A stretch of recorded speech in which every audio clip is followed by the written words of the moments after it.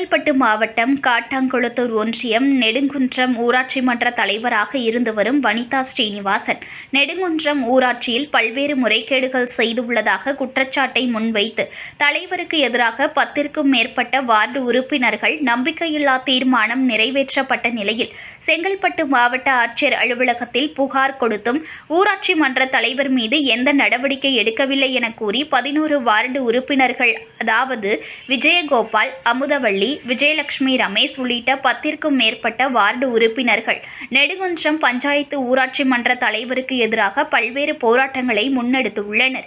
இது தொடர்பாக சில தினங்களுக்கு முன்பு குறிப்பிட்ட வார்டு உறுப்பினர்கள் செங்கல்பட்டு மாவட்ட ஆட்சியர் அலுவலகத்தில் அருண்ராஜ் அவர்களை சந்தித்து இது தொடர்பாக மனு கொடுத்தனர். மேலும் செங்கல்பட்டு மாவட்ட ஆட்சியர் அலுவலகத்தின் முன்பு தர்ணா போராட்டத்தில் ஈடுபட்டனர்.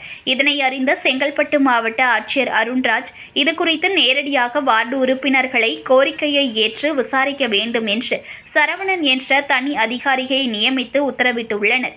இதனைத் தொடர்ந்து இன்று இதனை விசாரிக்க நெடுங்குன்றம் பஞ்சாயத்தில் தனி அதிகாரி சரவணன் முன்னிலையில் 11 வார்டு உறுப்பினர்களை தனித்தனியாக விசாரணை நடைபெற்றது. இந்த விசாரணையில் ஊராட்சியில் நடைபெற்ற முறைகேடுகள் தொடர்பான அடுக்கடுக்காக தனி அதிகாரியிடம் கூறியதாக கூறப்படுகிறது.